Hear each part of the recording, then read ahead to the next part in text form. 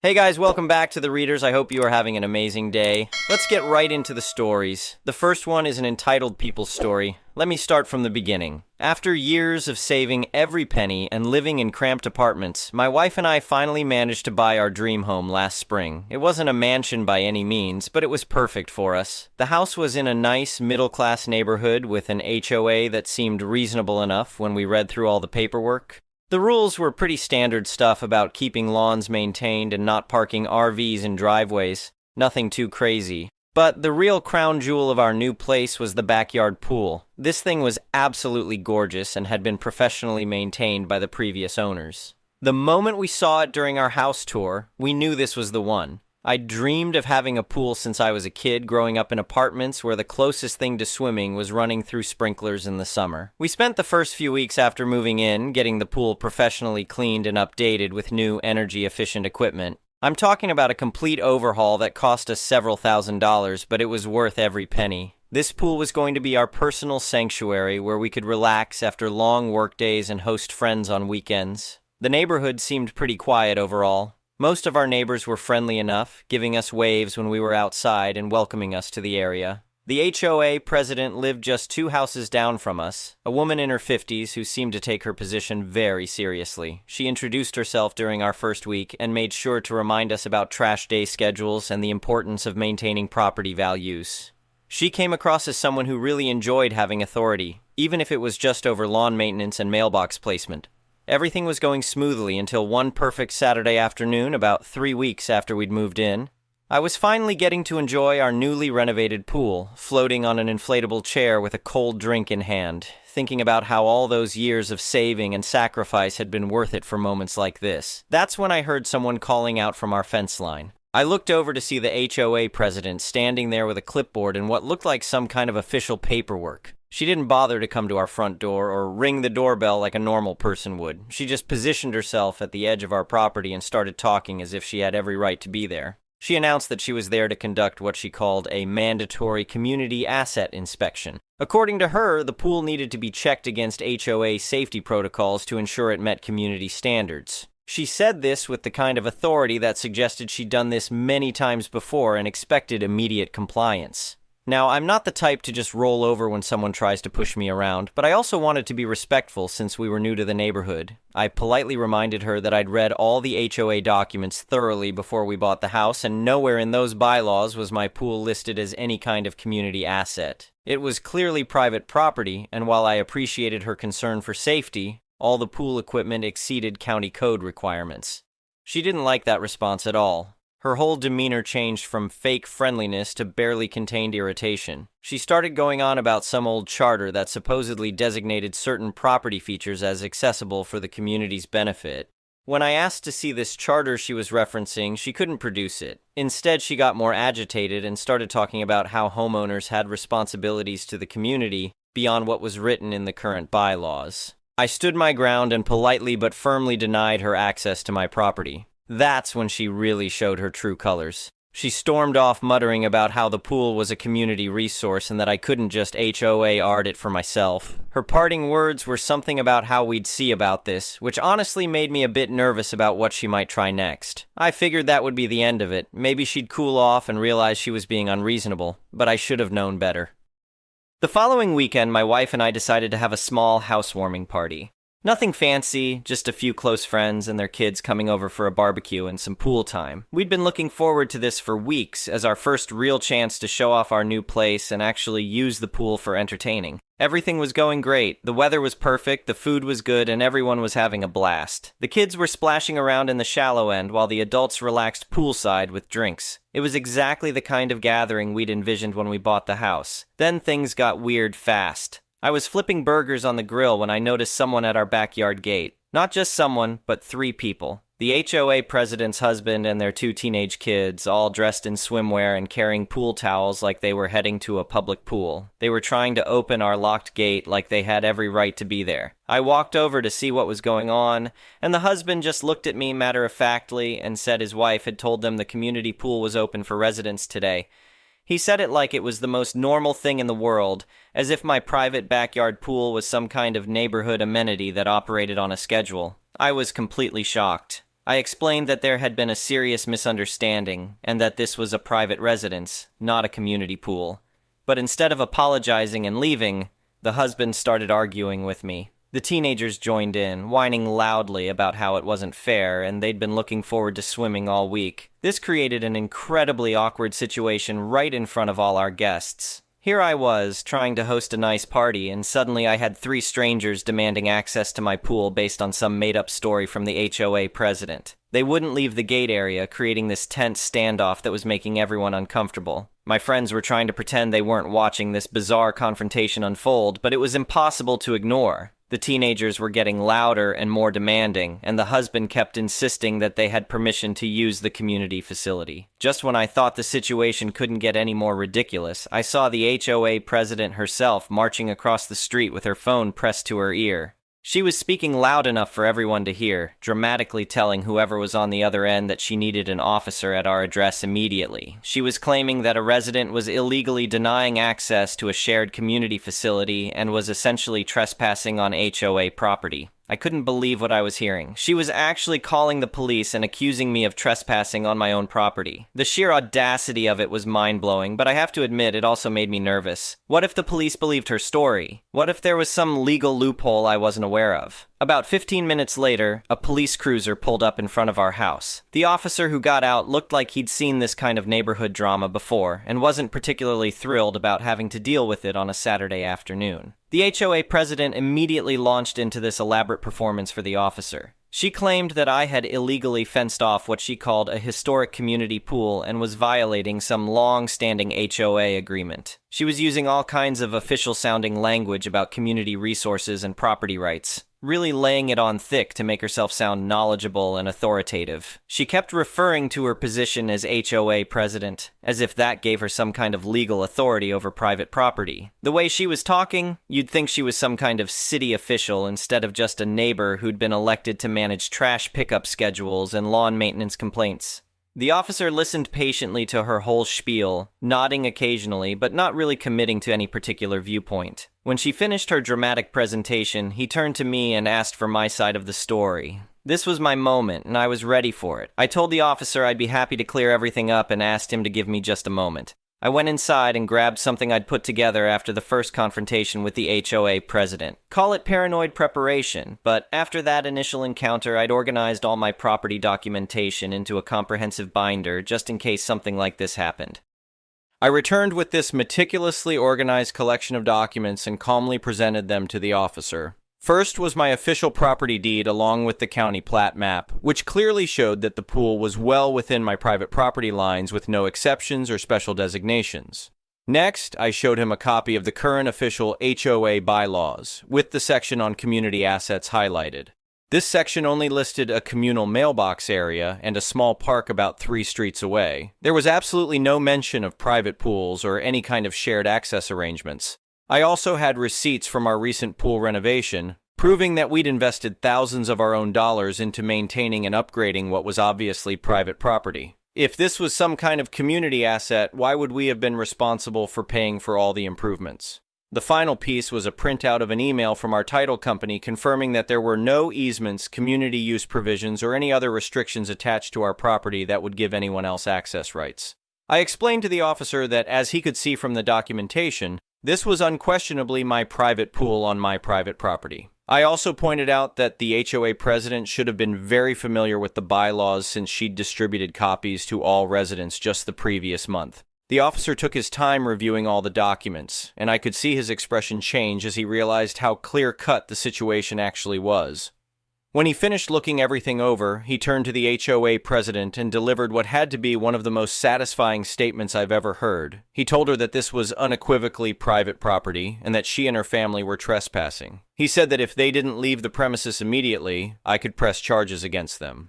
The authoritative tone he used was completely different from the polite attention he'd given her earlier performance. The look on her face was priceless. All that confidence and bluster just evaporated as she realized her scheme had completely backfired. She tried to argue a bit more, but the officer cut her off and repeated that they needed to leave right now. Watching her and her family slink away in front of all our guests was incredibly satisfying, but I wasn't done yet. This kind of harassment and abuse of power couldn't just slide. The next day, I drafted a formal complaint to the rest of the HOA board detailing everything that had happened. I included copies of all the documents I'd shown the police, the incident number from the officer's report, and signed statements from our friends who had witnessed the entire confrontation.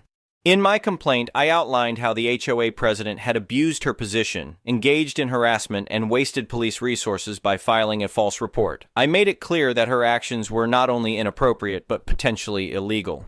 The evidence was overwhelming, and the other board members had no choice but to take action. They called a special meeting to address the situation, and according to the HOA bylaws, abusing power for personal reasons was clear grounds for removal from office. When the vote was held, she was unanimously removed as HOA president. But that wasn't all. The board also issued her a formal warning and fined her for harassment, using the very same bylaws she'd tried to twist to her advantage. The whole neighborhood found out about what had happened, and her reputation as this authoritative figure was completely destroyed. She went from being someone who strutted around the neighborhood checking everyone's compliance to someone who couldn't even make eye contact when we passed on the street. A few weeks later, I was back to enjoying peaceful afternoons by our pool. One day while I was swimming laps, I noticed her walking her dog on the other side of the street. The moment she saw me, she quickly looked away and hurried past. All that self-important authority she used to carry around was completely gone. The new HOA board has been much more reasonable to deal with. They focus on actual community issues instead of trying to extend their authority into people's private property. Our neighborhood is definitely more peaceful without someone constantly looking for ways to flex imaginary power. Looking back on the whole situation, I think what bothers me most is how she really believes she could bully us into giving up our property rights. She saw new homeowners and thought we'd be easy targets who wouldn't know any better or wouldn't stand up for ourselves. But here's the thing about dealing with entitled people who think they can push you around. When you stand your ground with facts and documentation, they usually crumble pretty quickly. All that bluster and intimidation is just hot air when it comes up against actual legal reality. I learned a valuable lesson about the importance of knowing your rights and being prepared to defend them. If I hadn't taken the time to organize all that documentation after our first confrontation, things might have gone very differently when the police showed up. Now, whenever I'm floating in our pool on a sunny afternoon, I think about how she tried to take something that belonged to us and ended up losing everything she thought made her important. She gambled her position and reputation on a power play that had no legal basis, and it cost her big time. The whole experience taught me that sometimes the best way to deal with a bully is to let them defeat themselves. I didn't have to get aggressive or stoop to her level. I just had to be prepared with the truth and let her own behavior expose what she really was. Every peaceful swim I've had since then has been a reminder that when you stand up to entitled people with facts and preparation, justice usually finds a way to prevail. And knowing that she has to walk past our beautiful pool every day, knowing she'll never get to use it, makes those swims even more enjoyable. The moral of this story is simple. Document everything, know your rights, and don't let anyone intimidate you out of what's rightfully yours. Sometimes standing your ground is all it takes to watch entitled people destroy themselves with their own bad behavior. I still see her around the neighborhood occasionally, but now she's just another resident without any special authority or influence. Meanwhile, our pool continues to be our private sanctuary where we can relax and entertain friends without worrying about entitled neighbors trying to claim what isn't theirs. In the end, she tried to take my pool, but instead, I took her crown. And that's a trade I'd make any day of the week. Update, 6 months later. Well, Reddit, you asked for an update on the pool situation, and boy do I have one for you. Things have gotten even more interesting since my original post, and I thought you'd all appreciate hearing how this story truly ended. First off, the new HOA board has been fantastic. They actually focus on legitimate community issues like organizing neighborhood cleanups and managing the common areas. No more power trips or attempts to control what people do on their private property. It's amazing how much more pleasant the neighborhood feels when you don't have someone constantly looking for reasons to flex authority they don't actually have. But here's where it gets really good. About 2 months after the pool incident, I started noticing some unusual activity around the former HOA president's house. There were real estate signs going up, then coming down, then going back up again. Clearly something was going on. I found out from another neighbor that she'd been trying to sell her house ever since losing her HOA position. Apparently, the humiliation of the whole situation had made living in the neighborhood unbearable for her. But here's the kicker. She was having serious trouble finding buyers. It turns out that word had spread throughout the real estate community about her behavior. When potential buyers would research the neighborhood and HOA, they'd come across references to the incident. Some of our neighbors had even left reviews online about the previous HOA leadership's overreach, specifically mentioning the pool situation. One of my friends who works in real estate told me that entitled HOA board members actually hurt property values because buyers worry about dealing with that kind of harassment. So in trying to control everyone else's property, she'd actually damage the value of her own. But wait, it gets better. Remember how she filed that false police report claiming I was trespassing on HOA property? Well, the police department apparently takes that kind of thing seriously. A few weeks after my original post, I got a call from a detective asking if I wanted to press charges for filing a false report. I thought about it carefully. Part of me wanted to let it go since she'd already lost her position and been publicly humiliated. But then I realized that filing false police reports wastes taxpayer resources and could have seriously impacted my life if I hadn't been prepared with proper documentation. So I decided to pursue it. The detective was incredibly thorough. He reviewed all the documentation I'd provided, interviewed the officer who responded to the original call, and even spoke with some of our party guests who witnessed the whole thing. The case was pretty straightforward since everything was so well documented. She ended up being charged with filing a false police report, which is actually a misdemeanor in our state. She had to pay fines and court costs, plus she got a criminal record out of the deal. I heard through the neighborhood grapevine that this made her house sale situation even more complicated. The really satisfying part was learning that her homeowner's insurance dropped her because of the criminal charges. Apparently, deliberately filing false reports violated some clause in her policy about fraudulent behavior. So now she was dealing with having to find new insurance at higher rates on top of everything else. About 4 months after the original incident, she finally managed to sell her house, but at a significant loss from what she'd originally listed it for. The constant price drops and time on the market had made it clear she was desperate to get out of the neighborhood. The day the moving truck showed up was honestly one of the most peaceful days we'd had since moving in. Watching her load up all her belongings and leave for good felt like the final chapter of this whole ridiculous saga. But the story doesn't end there. A lovely family with 2 young kids bought her house. When they introduced themselves to the neighborhood, they specifically mentioned that they'd heard about the previous owner's behavior during their research and were relieved to find out she was gone. They said they'd almost looked elsewhere because they were worried about HOA drama. The new family has been absolutely wonderful. Their kids love swimming, and guess what? I actually invited them over to use our pool a few times during the summer. The difference is, they asked politely, respected our property, and understood that it was a privilege, not a right. It's funny how easy it is to be neighborly when people actually respect boundaries and don't try to claim ownership of things that aren't theirs. The current HOA board even asked me to serve on a committee to review and update the bylaws to prevent future abuse of power. We've added specific language about board member conduct and clear procedures for addressing complaints about board overreach. One of the changes we made was requiring board members to complete training about property rights and HOA authority limits. We also established an appeals process so residents can challenge board decisions without having to resort to police involvement or legal action. I've become something of a neighborhood resource for people dealing with HOA issues in surrounding communities. Word apparently spread about how I handled the situation, and I've had several people reach out for advice about documenting their own cases and understanding their rights. The most rewarding part has been helping other homeowners stand up to entitled board members who think their position gives them unlimited authority. I always tell them the same thing that worked for me. Document everything, know your rights, and don't let anyone intimidate you with fake authority. Our pool has become the social center of our little section of the neighborhood, exactly like we'd hoped when we bought the house.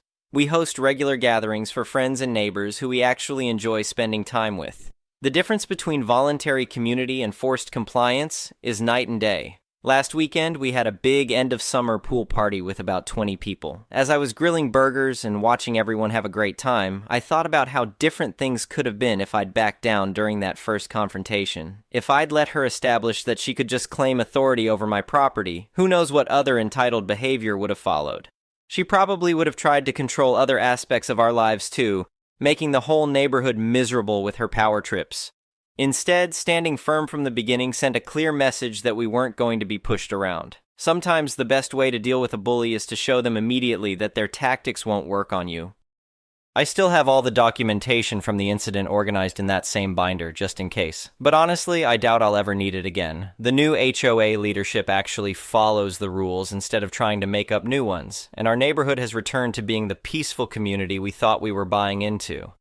Every now and then, when I'm floating in the pool on a quiet evening, I think about how she tried to take something that belonged to us and ended up losing her position, her reputation, her insurance, and eventually her home. All because she couldn't accept that other people had rights she needed to respect. The former HOA president learned the hard way that entitlement and fake authority will eventually catch up with you.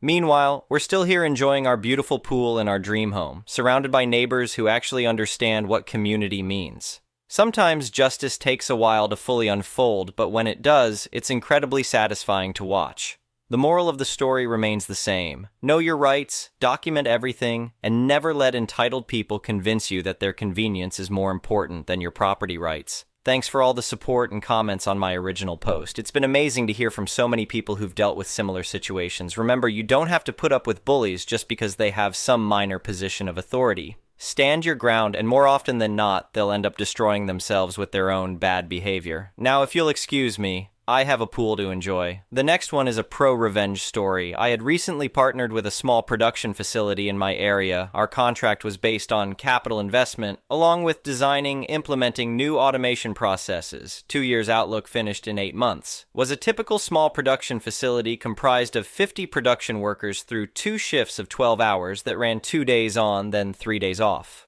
Also had 2 production supervisors for each shift, and 1 maintenance supervisor for each shift. The people and their attitude is ultimately what led to my decision to be more than an outside contractor for this company until I worked the night shift for a week due to shutdowns that needed to occur to implement certain line upgrades. This is where I met him. We will call him Richard Head. Richard seemed like a nice guy in our first few encounters, and then I heard him in his element directing his maintenance crew at night over the radio. He would belittle this group of guys who were there to do a set task list every night for whatever machinery they were doing preventative maintenance on, unless something broke on the line, which would require attention first, obviously. I have never heard grown men spoken to like this and never heard any nasty remarks back or defending themselves. He would call them stupid on the radio if they were having trouble troubleshooting a problem, call some fat and lazy, called one black guy the knee asterisk asterisk asterisk asterisk. The guy had been there since they opened the doors, and to be honest, made me want to rescind any commitment I have ever made to this company. When I escalated this up to the plant manager, he assured me that it was friendly banter and they rarely had complaints against him.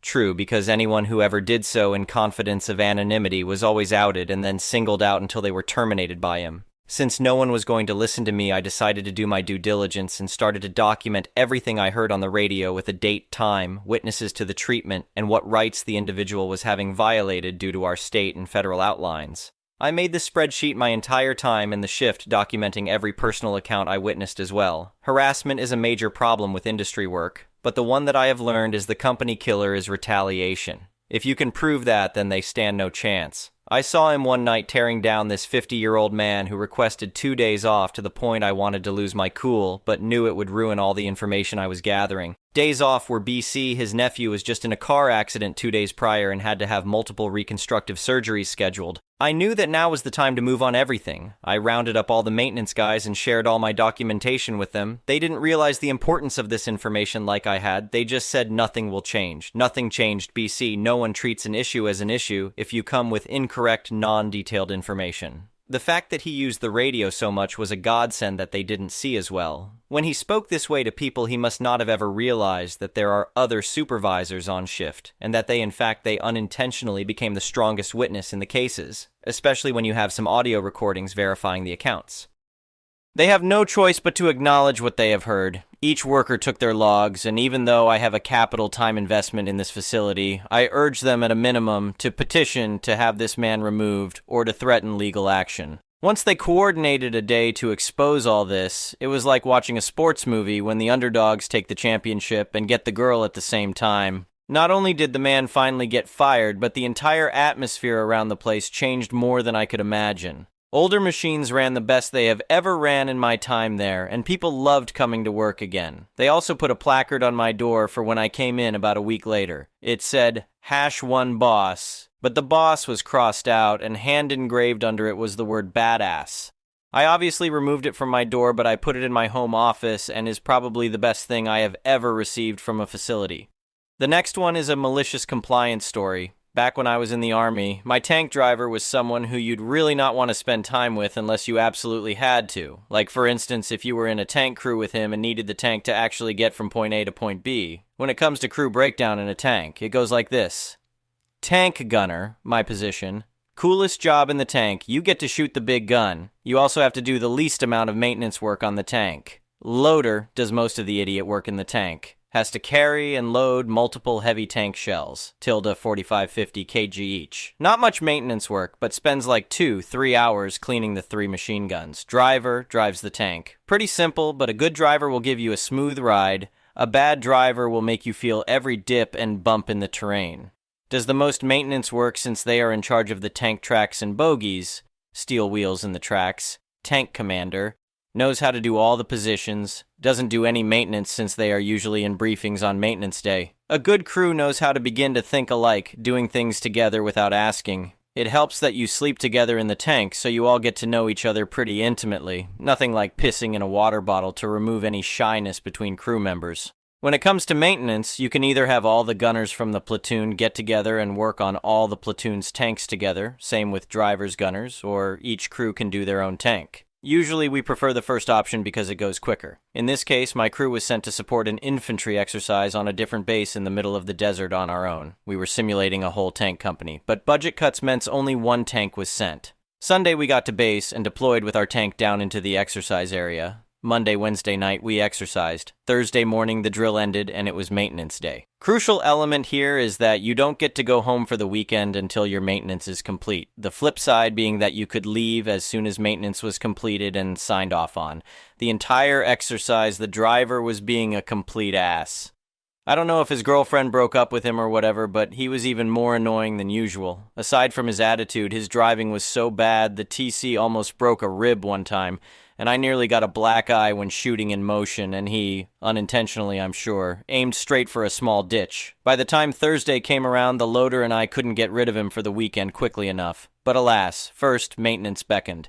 One of the tasks the gunner has to do is clean the cannon with an oiled cleaning rod. This is a 3-man job. Loader in the tank and 2 people clean it from the outside. It can't be done by one person, no matter how strong they are. I asked the driver to help me since the loader was inside the tank. The driver angrily told me he didn't want to hear from me or speak to me. No worries. I found somebody to give me a hand for a few minutes and we got the job done. I completed the rest of my maintenance work pretty quickly, like I said, not much actually, with the help of the loader, and then I gave him a hand cleaning the machine guns. The 2 of us were done before lunchtime, just waiting for the TC to sign off on our work so we could start our weekend early. Driver, on the other hand, realized that he didn't have any other drivers to help him maintain the tracks, tension, tightening bolts, greasing ports, etc., and he had told us to F off. He was still working on the tank when it got dark and was told to stop for safety reasons. He had to continue the job on Friday morning and missed out on a day of leave. I want to say that his attitude changed on Sunday when we got back to base, but you know it didn't. Thankfully, after about 2 more months of his nonsense, he was transferred out. I have no idea where he is today. I'm still good friends with the loader and TC. The driver can get bent. The next one is an entitled people story. Today was my first time seeing an entitled customer in real life. This incident took place earlier today inside of a store I'll call Pound Colonel. I was looking around for some Pokemon packs for my collection, and decided to look inside of this Pound Colonel, but I didn't find any in the toy section, so I decided to go up to the front. Being in the US on July 3rd, there was a rather long line of older folk with things like paper plates and plastic utensils. There was one customer of note, I'll call him Kevin. Kevin is an elderly man looking to be in his early 70s or late 60s, and he has to walk with some sort of cane. Kevin was second in line at the time, and the one cashier working the entire store had finished ringing the woman first in lineup. She decided to buy ice, so the cashier told Kevin something along the lines of this. "I'm sorry, sir, but you'll need to wait while I do something for her." "I ain't waiting one more dang second. I've been waiting in this line for 2 hours. No, reader, he hadn't, and I will not wait any longer. The cashier, not letting Kevin get his way, replied with, "Sir, she bought ice and I need to unlock it for her. It will only take about 30 seconds. "I don't care. I've been waiting here long enough. Ring up my items now or I'll leave them here and leave this place immediately." The cashier, without missing a beat, said, "I am not going to let you talk to me like that. I need to get this nice lady her ice, so please wait." After that, Kevin just starts walking towards the door without his cane. He needs to be reminded by the guy behind him that he left his cane there, and he angrily grabs it and walks off. The cashier later said that she'd been working at the Pound Kernel for 3 years, and she had people doing things like throwing items on the ground. She was used to entitled people. The cashier and other customers were very nice, so cashier, if you're reading this, thank you for not letting this entitled man get what he wants. Alas, they did not have any packs of Pokemon, but I later found some at Walmart. Anyway,